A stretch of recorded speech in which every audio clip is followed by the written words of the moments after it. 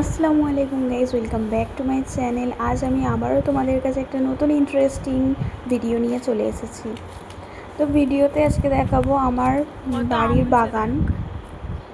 তো বাগানে অনেক কিছুই গাছ লাগানো আছে, দেখতেই পাচ্ছ। আম হয়েছে, এটা তো আমের টাইম। তো আমের সময় আম হয়েছে, অনেক আম হয়েছে। তো আমাদের ছোট ছোট গাছই কিন্তু আম ধরেছে, আর দেখতে খুবই সুন্দর লাগে। তো আরও অনেক কিছু গাছ আছে, চলো তোমাদের সাথে দেখায়। তো এটা হচ্ছে তেঁতুল গাছ।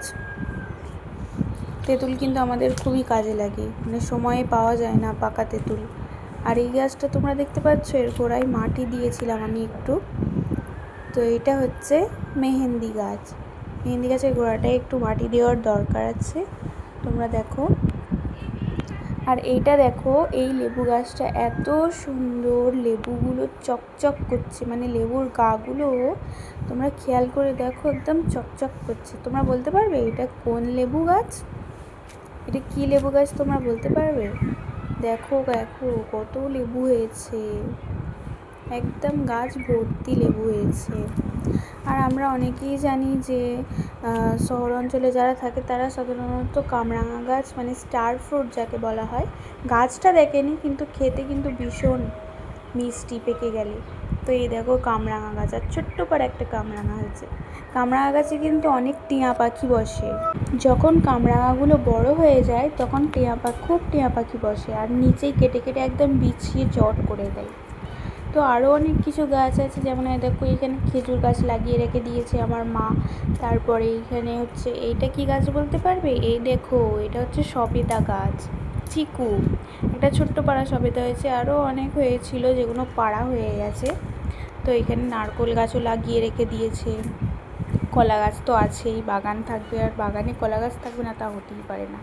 তো এখানে দুটো নারকেল গাছ দুটো লাগানো আছে, সুপারি গাছ দুটো লাগানো আছে, চিকু গাছ দুটো লাগানো আছে। আর এইখানে দেখতে পাচ্ছ, এটা হচ্ছে ফলসা গাছ। মানে ফলসা হয়তো তোমরা যারা গ্রামে থাকো তারা জানবে ফলসা গাছ। তো আমাদের এখানে লিচু গাছও লাগানো আছে। তো লিচু তো আমরা সব থেকে আগেই খেয়ে নিয়েছি। দেখো একটা ছোট্ট পাড়া দূরে লিচু হয়েছে, তো ওই লিচুটা পাড়া যায়নি বলে রয়ে গেছে। আর এইটা হচ্ছে কারি পাতা গাছ, ছোট্ট পাড়া একটা কারি পাতা গাছ। তার পাশে আরেকটা হয়েছে একদম চুনি চুনি, ছোট থেকে বড় একদম। তারপরে একটা বড় পাড়া কারি পাতা গাছ, ওরই চারা দানা পড়ে হয়তো হয়েছে গাছগুলো। কারি পাতা গাছ কিন্তু আমরা সবাই জানি চেনাচুরে খুব ভালো, তার স্বাদ দেয়। আর এইটা কি জিনিস বলতে পারবে তোমরা? ওইটা হচ্ছে আনারস গাছ।